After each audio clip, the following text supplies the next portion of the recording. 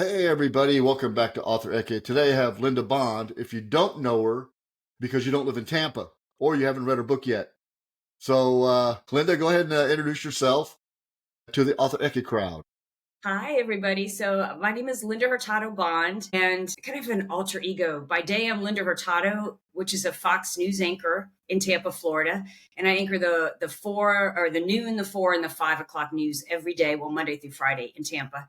And then by night, I'm Linda Bond. I write thrillers. Started writing romantic thrillers, but then my publisher asked me to write serial killer thrillers. So my last three books have been kind of dark serial killer thrillers. And I just had one come out. All the Missing Girls came out about a week ago. And the Nice. third in the series, The Phantom Pirate of Gasparilla, comes out February 10th. So So, I just my developmental edits back on that, and I'm excited to dive right into that one now. so tell everybody what Gasparilla is, because it Oh my gosh. is wild. Have you been? I used to work in Tampa. Oh my Yeah. gosh, then you know. Yeah, I Oh, used to work down on Veterans right there by the mall where Outback had their corporate headquarters in that right. building Oh, right there on the that's so corner. cool. Yeah, Okay, yeah, yeah. so you know then that Gasparilla, I can't believe a movie hasn't been made about it yet, right? I mean, that's just what a It great. probably has. We just haven't watched it because. Okay, right. Not on Netflix yet. Yeah, yeah. So Gasparilla is this month-long party in Tampa, and it's all based on the legend of Jose Gaspar, which was a pirate, we think, that sailed off the coast of Tampa, Florida. And it's really just an excuse for people to party for 6 weeks. And it starts with the children's parade, which our TV station covers live. And, there's all sorts of floats and people are dressed up like pirates. And then you have the night parade in Ybor City, which is like New Orleans. So it's a little naughtier, right? Yep, We don't yep, of course. televise that one. We learned the hard way. You Good, don't put that good. one on TV. And then the day parade. But in between, there's like a music festival, arts festival. I think there should be a masquerade ball. And Yeah. everybody dresses up and they take it seriously. They wear hats and patches and face makeup. It looks like they've been scarred and burned. And so I don't know. I thought, what a perfect place for a killer to hide in plain sight. Like you could just come to one of these Gasparilla events and wreak havoc, right? And nobody would be able to tell you from another person that's dressed like a pirate, Yes, yeah. blood dripping down their face. So that's kind of how I came with the idea. And then I wanted to also explore artificial intelligence because it's really affecting my job as a reporter and it's affecting law Really? enforcement. And so I interviewed a couple of really interesting men that are kind of at the top of the game in law enforcement and artificial intelligence. They know what criminals are using it for, they know what law enforcement is using it as now. And I'm incorporating that into the book. So the serial killer is trying to get back at a reporter that's outed him basically by putting her at crime scenes using artificial intelligence. And it's perfectly possible in today's Interesting. society to do it. Like you could ruin someone's life probably in a week with deep Yeah, fake videos and putting them all over Twitter and, Instagram, and people are going to believe it because they're yes. so good. Yeah, they are. It's crazy. It's amazing. So tell us about the book that just came out. Let's start the one that just came out, then let's talk about the others. Okay, well, let's back to, so my publisher came to me and said, "Can you write a serial killer thriller?" I think the distributor was like, "Thrillers sell, and this is what Hmm. sells." And so she kind of gave me um, a list of what she wanted. There needs to be a murder wall. It has to kind of be like Law and Order, but the female protagonist has to actually solve the crime, and there has to be a reason why she can solve the crime and not the homicide detective who's got 20 years in. Yeah. So that was a challenge. And I always wanted to write a story set in the Cuban American community in Tampa. Since you've lived here, there's a Yep. large Hispanic community. And I Great, met great cigars, by the way. Ybor City rocks. It's just awesome. Oh, And I married fantastic. a Cuban when I met on a trip to Cuba. So I've raised my family in the Cuban American Yeah. community in Tampa. So I decided that my reporter would be able to see the signs of the serial killer because of her Cuban American background. And that's all I'm going to say because I don't want to give it up. So No, don't give it away. yeah, the first book, All the Broken Girls, kind of is that the reporter finding the serial killer based on that. The second book, All the Missing Girls, takes them to Cuba. Have you ever been to Cuba? No, I was in the Army, and that probably wouldn't have been good. Yeah, right. Going to Cuba. Right. Well, I went as a reporter a couple of times, and in this book, though, the reporter goes illegally. So sneaks in under, a full moon into a private marina because if you go as a journalist and you register, they'll follow you. And I know this for a fact because I've been there. Wow. And the government knows you're there. They listen to your phone calls. They follow you. They know where you are. So if you're on an undercover mission as a journalist, you can't go legally. You have to go illegally, which is quite dangerous. I wouldn't recommend it. Well, yeah, golly. But that's what this reporter does. And she does take her photographer with her and the homicide detective from book one. Her sister's missing. And, her goal is to find her missing sister. But she stumbles on the fact that all these other young women are disappearing into this place that is kind of based on a real place I discovered outside of Havana. And it was a town, a beach town that was developed by an artist, and the entire town is like pieces of his art. Like if you go to the doctor's office, there's mosaic and tile, and it's Yeah. artwork. And so, what if I put a terrifying spin on that, and people disappeared behind the walls of this artistic mansion and never came out? And that's kind of what All the Missing Girls is about. It's kind of fun and creepy. Interesting. So what got you into writing? I mean, quite different from, interviewing and creating stories, but for the news, which that, they have to be factual versus start writing, thriller fiction. How's that leap? I really always wanted to be a fiction writer. Like I was the nerd in high school, walking around with the notebook and the pencil, and I would write down ideas and stories and Uh, characters. But I never really thought you could make a living as an author. So I joined the you newspaper. can't. Right? I was right. You can. Yeah, you can. I what could I do that kind of was a combination of all my loves? I love to write. I grew up in the theater, so I like the performance aspect of television Hmm. news because there is a Yep. performance aspect.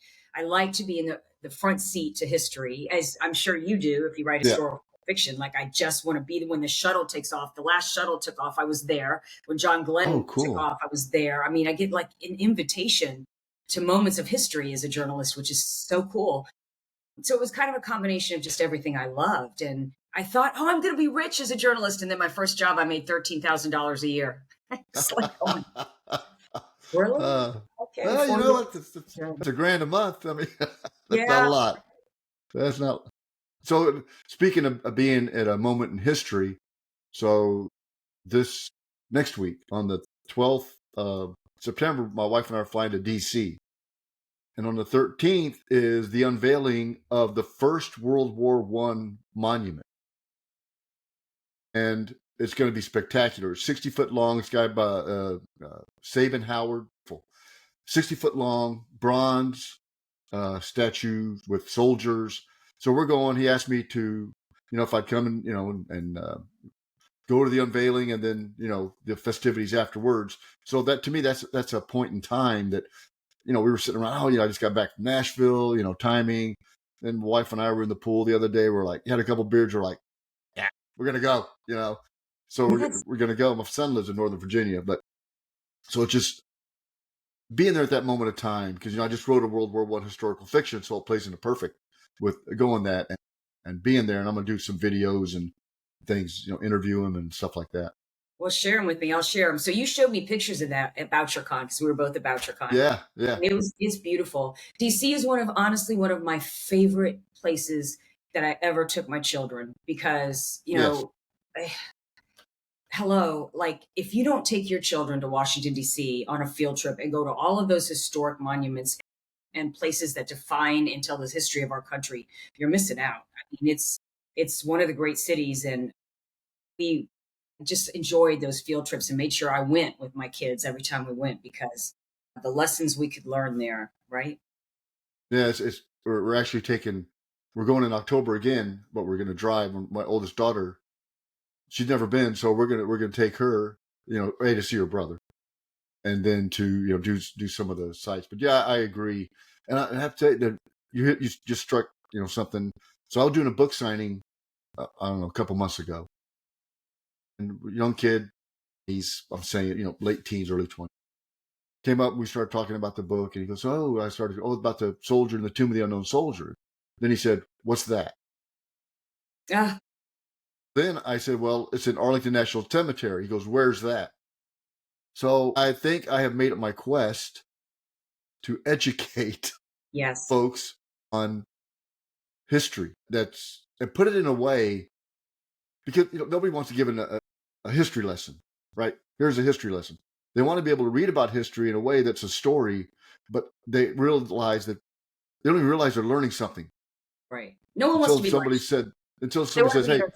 Yeah. yeah, when did World War One end? November 11th, 1918." Well, that no, really, the armistice wasn't signed until June 1919, right?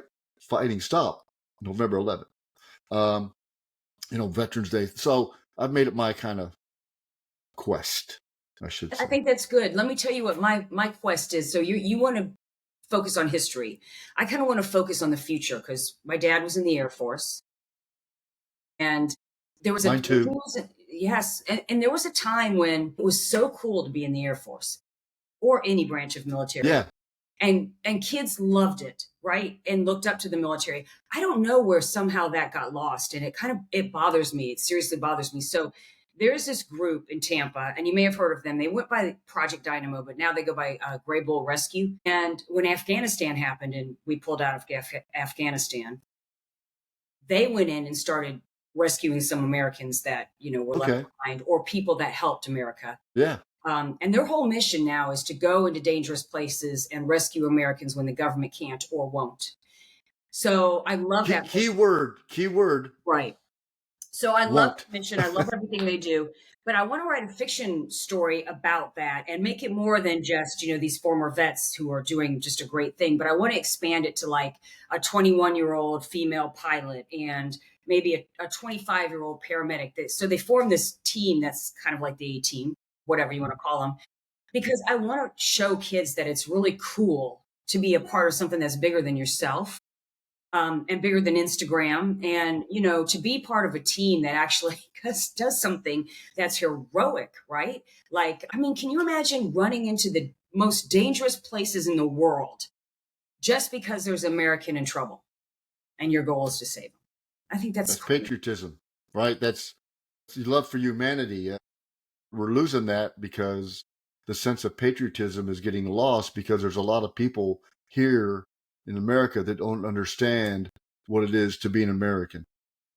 And you don't have to be born here. Trust me, you don't have to be born here to be an American. What a You just privilege have to it is. understand what it is. What a privilege it is. Yeah. If you Yes. if you've gone to other countries like Cuba, Yep. other countries like they don't have food in the refrigerator. They'll kill a chicken Yeah. to Yeah. feed you, if they have a chicken. And I'm not Yeah. not exaggerating. Like Yeah. they have rations from the government, but they don't. There's no Target, there's no Publix, there's no 7-Eleven to just run down. No, that's It's a day to day survival. yeah, it's a different way of living. My wife's an immigrant, so please, people, don't think I don't like them.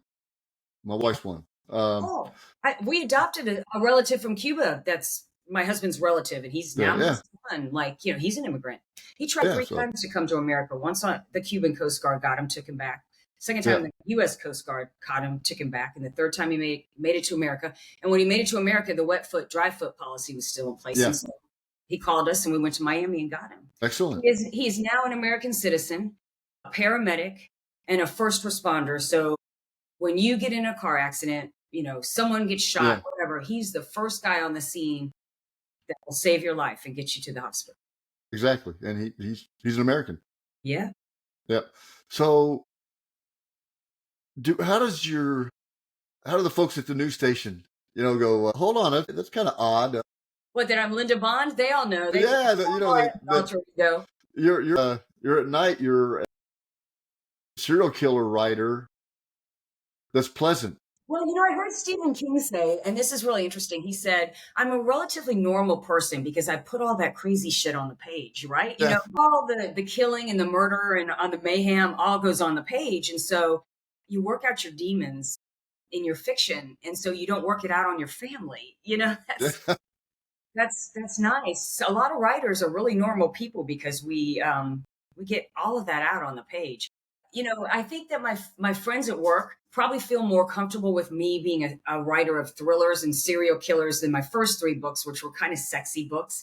They're sexy Yeah. romantic suspense. And so I think they get more uncomfortable reading, sexy scenes written by me than, you know, the thrillers. They prefer So the thriller land. when you wrote those books where at work, they were like, "What's up, Linda?" Right? Yeah. Yeah, my Look Linda. at you like men are mesmerized, and you could say, "Wake up, slap the shit out of you." That's why I So, wrote Linda Bond. I'm like, listen, here's a warning. You know what James Bond's all about. So if you read my books, yep, they're sexy and there fun. you go, You can't there handle you go. sexy and fun, don't read them. So what do your kids think? Like, damn, They're mom, that's finally pretty old enough cool. to read those books. Yeah, They like the fact that I'm a writer. They like the fact that I'm passionate about it. I don't know that they've all read my books. Now, my daughter, my youngest daughter, is a voracious reader, and she reads like Samantha J. Moss, those fantasy romance. yeah, That stuff's sexier than anything I write. So yeah. she wouldn't be shocked. Yeah, she wouldn't be So shocked. what's happening after this? The third book? Is there going to be more in the series? Is this become like an individual or a character based series, or is it just the different serial killers? So it is the same characters, but I always write my series in all of them as standalones. So like if you jumped into the Phantom Pirate book 3 because you like Gasparilla or you Hmm. just like the cover, whatever, you'll be Yeah. able to understand what's going on. You don't have to start at book 1. But if you start at book 1, that's fine too. I write they're the same characters going through a journey. They have an overall arc. It depends. So my publisher just signed a deal with Amazon MGM for like a first look. So my pitch deck is in the hands of Amazon for this series, and we'll see if they like it and they want to do something with it. I'll keep writing these characters. If not, I think I want to do something that's more, action adventure, commercial thriller fiction, like I Hmm. described to you that whole series about this group of people rescuing Americans. Or I always wanted to write a book called Hurricane. It's Twister, but Yeah. it's a hurricane because as a reporter in Florida, I can't even tell you how many hurricanes I've lived through My as a goodness. Yeah. reporter, as an anchor, as a resident. So I don't know. It kind of depends on what happens in the next 6 months. So we'll see. Do you find it so? In the first book, you had to detail the character, right? A lot of the attributes, a lot of the characteristics, the background. How hard is it subsequent books not to put all that back in there? So when somebody read the first one, they're going, "Oh, okay, the first Right. 5 pages are about." That's tough for a writer to do that because you want to be able to have that standalone book, get enough of the information of that character to know who this person is, but then have enough interest to go back and want to read the other. Right. I think what helps me is having beta readers that haven't read the first two books. So I'll always pick out, like, well, let's talk about Phantom Pirate that's coming out in February. Yeah. So right now I'm in developmental edits. So what I did is I picked a couple of people that had not read the first two books and I asked them to read this book. So do you understand enough about the characters? Do you follow it? You know, that helps me, right? And then I'll also have a couple of beta readers that have read all of the books read it too. And so, your village helps a lot. Like I know you have a village too. At BoucherCon, I'll meet at the bar and talk. And That was the that was the that was and there's village idiots there, and I attribute myself to one of them. idiots. Uh, See, we help each other. yeah, I mean, I was one of the idiots. I was one of the idiots. So I was a scout in the army, so I'm very astute. Is that a Golden Globe in back of you? It's an Emmy. I have. Yeah, Emmy. Yeah, Yeah, you can see them. So yeah. All right. I have 13 Emmys, and I stopped because I work at Channel 13. I worked for 20 years at the ABC station in town, and then I left and walked across the street and went to Channel 13, which is the Fox station. It's such a great TV station. It's been such a great 8 years. I don't know. I just felt like 13's been a lucky number for me, so I just stopped at 13, which it doesn't mean I'm not doing Emmy worthy work anymore. I just stopped Right. touring. I felt like this was the great place now to maybe focus on something else. But yeah, 13 Emmys for broadcast journalism for stories I did about real people in our community. Next, well, I mean, I just submitted my book for the Pulitzer Prize, and I it got saw accepted. that. It I got saw accepted. I'm like, oh, it. cool. So we'll see. Listen, that's the big one. If you win Yeah, that, yeah. Well, I'm just glad I got through the first gate of being accepted as a book to be considered for Yes. the Pulitzer. So me, I'm gate oriented person. That's gate one. Well, you know what? You should enter the Peabodys too, because as a University of Georgia graduate, Yeah. I'm very proud of the Peabodys. They recognize Yeah. good work from broadcast journalists, and I Yes. don't. They do fiction as well, but I know they do TV. Anyway, so a Peabody. If I had to say what would be the ultimate goal for me, it would probably be to win a Peabody because Yeah, I that's think maybe the only Pulitzer prize I win is that surprise when they give the envelope and you've said you've won $10 million and you really haven't. So, well. Listen, you're never going to hit a home run if you don't step up and swing. and if you don't believe in yourself, nobody else will. Exactly. Absolutely. Put when you write a book, you put yourself out there anyways, because there's some people that don't come out of the closet or the basement and they're vicious, even though it's something fantastic. Yes. They're just. So I refuse to surround myself with negative people. You're Me just too. gone. That's why you and I You're gone. connected. That's why we like Yeah. each other because Yeah. vibe. Yeah. I mean, I just don't. I got. I'm too old to worry about that stuff. So your book's coming out in February. You got two out now. Yes. Plus the salty ones. Yeah, the salty ones. With the salty ones, it's 5 books out, and the 6th one comes out in February. Do you have a pace that you're working on? Is it yearly? Is it I used what's to your write a pace for book a books? year because I have a full-time job. Like literally my job, my day job. I anchor the noon and I anchor the 4 and the 5. I'm live on the air every day for 3 hours. And then, there's an hour prep for each. So that's 5 hours out of my day right there. So it's hard to write a book. But my publisher came to me and said, we want you to write 2 in a year. These last 2 in a year, can you do it? So we'll see if I hit that deadline. I hit the first Wow. one. I still have to hit the second. That's a lot. So let me ask you if this ever happened. You're at the news desk. You got your stories, right? Your news, and over here you've got your book that you're editing on a piece of paper, and all of a sudden they switch to you, and you go. Lorenzo ran down the stairs with a knife in her hands. Oh, hold on, no, hold on, folks. I need to talk. I haven't done that, but I'll tell you what I have done. So my very first book, Alive at 5, came this way. I was sitting on the anchor desk. This is when I was working at ABC, and I was reading a story about an adventure vacation in Florida. So swimming with the sharks, skydiving in Zephyr Hills Skydive City. We have a lot of underground caves that you could dive in. An adventure vacation, Yeah. crazy shit, right? Right. And so Yeah. I turned to the male co-anchor, and I'm like, oh my God, what if that was the basis? Like a mafia company was using that as a way to do hits. Like no one's going to think twice if you die skydiving because it's inherently dangerous and you sign Right. away everything anyway. So Right. same with an underground cave. And he turns around, he looks at me and he goes, oh my God, I would read that book. And I'm like, oh, that's a way to get men to read my romance novels. I'm going to set it in an adventure vacation. Lots of testosterone. And so that's As he moves his chair closer, you go, well, get away from me. there's no kissing yet. Get on that plane first. So that's how I get a lot of my fiction ideas from what happens in real life. Because fiction mimics life, real life. It's crazier than, there's a lot. to be honest. I mean, some of this. A lot of the writer, the personality of the writer, the experiences of the writer. So yeah, there is a ton. So how do you? I mean, who's your publisher? Entangled Publishing. Okay. So they're kind of a boutique publisher, and they do a lot of romance and romantic. Okay. They just had like Fourth Wing, New York, #1 on New York Times. They're doing really well with that, but they do have a few thriller writers, and I'm like one of the few. So and I Excellent. started in So romance, which is how I started with them.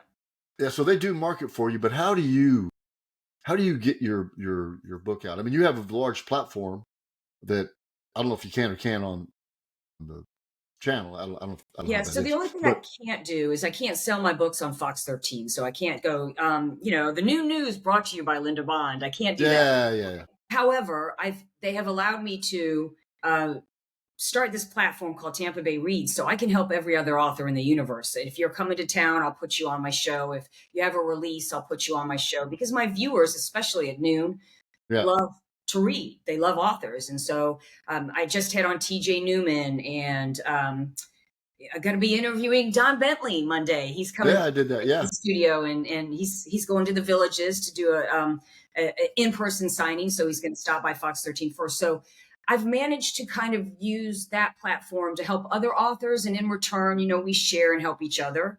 Social media has been a huge thing. I have, Linda Bond's social media, Linda Hurtado's social media, Linda Hurtado Bond's social media, kind of everywhere out there. Right. So that's it. I think word of mouth is always the best way to sell a book, but also helping other authors and being on social media and kind of sharing your life out there with people Yeah. is another way. So Yeah. I think there's a lot of that sharing, um, sharing notes, sharing experiences, sharing tips and tricks. And, that's why I produce this podcast is because I want to be able, and I tell people, somebody reach out and say, "Hey, Travis, I haven't sold that many books or whatever." I'm like, you know what? I don't care. I'll get you on there because you might have a nugget of information that I want to be able to share with everybody else. So to speaking of me, social that's media, important. taking a picture of us real quick. Got to do it, right? Okay. Yeah, you got to I love smile. the fact you help authors, and they don't have to be big time authors, and I do the same. Oh no. For instance, I had a debut author, Lisa Malice. So she lives in Tampa, but she didn't know what to do on her release day, and I said, "Come on, Fox 13, I'll interview you." And Yeah, that made her release day exciting, yeah, And I'm all about that. Like, let's help each other, yeah. right? So I'm going to book my flight to Tampa. You can come on anytime you want. Yes, I would like to come around Veterans Day and talk about Veterans Day, the historic nature of it, and that's talk I about love. You know that how whole much I thing. love our veterans. I know. So That's why yeah, I tugged on that string just a tad right then. yes. The answer is yes. You had me at veterans. Great. So what what do you do in your spare time? Well, I don't even know if you have it, to be honest That's with you. Today's um. Saturday. We're talking on the podcast. So my husband's fishing. He's 50 miles out somewhere, and it's so I asked Wow. him at 5:30 this morning, in case it's 5 o'clock at night and you don't come back. Where are you going? He said the Yeah. Gulf. I'm like, okay, great, that helps. Yeah. So he's fishing. That's kind of what he's doing. Nice. And I'm a chick, so I'm gonna go get my nails done today, get my hair There you done. go. So if he's fishing, I'm gonna go do self care, me kind of stuff. Why not? But my hobby, like I love college football, so I'll probably be watching the dogs. So I decided to do something fun. You might get a kick out of this. When I was at Georgia, I was a majorette for the University of Georgia Red Coat Marching Band, Go Dogs.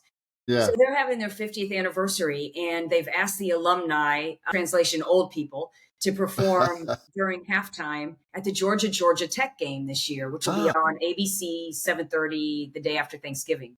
So I'm going to start training because it's an I was about to say stretch, stretch, right. stretch. Like I've got to get my baton back out and see. I hope it's like riding a bike. You can still do Oh, it. that's good. Hey, you know what? I might have to watch that. Yes, I'm going to be on halftime. I'm a Razorback fan, so Oh yes. well, only So well, I'll watch it for half the game because it's really all they ever can play. So I don't know why they can't finish the game out. It's just, it's. I love them. I'm an Arkansan by birth, and I'm like, come on, please finish the the dogs game. they're having a good streak, so hopefully it continues. Excellent, excellent, excellent. So let's close this out. And what advice? Because because you've written 5, right? So you've Bye. got some experience. So what advice would you give somebody that has an idea for a book, but is just like, what do I do with it? Should I do it? What would you say? Sit your butt in the chair and write. And give yourself permission to write crap because it's not going to be perfect the first time. It's not. Don't be a perfectionist. Just be someone who's going to put words on the page. And Walter Mosley, I was listening to Mastercraft, and he said this, and I did this when I had to write a book in 6 months. Write 1,000 words a day, even if they're crappy words. Write 1,000 words a day every day, even on Saturday and Sunday. And if Yep. you write 1,000 words a day, pretty soon you have a book. And then you go back, and you're going to realize that the magic happens in the edit. And that's when the story really comes to life. But it's never Yes. going to come to life if you don't put the words on the page and get it done. So a Yes. thousand words a day, just Yeah. sit down and write. I agree. I agree. Just sit down, write something, and even if it doesn't, like, I'll start. I probably started 10 or 15 books. And if I don't feel the flow after a few thousand words, I'll stop and I'll have something, and I'll continue because when I start writing about something else, I mean, oh, now I can go back. You must be a Now, pantser. You're a pantser, aren't yeah, you? oh yeah, oh yeah. See, I'm I'm a a flock. spontaneous individual. Yeah, yeah. Well, Linda, it's been fantastic having you, Been fun. and much success. Thank And I'm you. gonna come visit you in Tampa because I just love Tampa. I mean, that's one of my. I used to fly back and forth to Dallas every week almost if I wasn't traveling other places in the United States. And just the people, area is just very, very nice. I'm gonna have to come Have you visit. on Veterans Day or near Veterans Day? Yes, I would love that. I would love that. Bring your wife. Come on down. Yeah, of course. We got some friends in Orlando, so yeah. Germans seem to find themselves wherever they're at. It's amazing. It's like I don't know. We're moving into Arkansas next year, and we're moving into a new subdivision, and we just bought the land. And talking to the builder, he goes, "Yeah, the lady lives right there. She's German." I'm like, "There's 2 houses in this place, and one don't find a German." Fate, kismet, whatever you want to I call know it's crazy to get together, but I speak German, so I'm all right. So, Linda, it's been fantastic. And what's the name of the book? it. All the Missing Girls is out now, and The Phantom Pirate of Gasparilla comes out February 10th. Excellent. And if you guys haven't been there, book it. When is Gasparilla?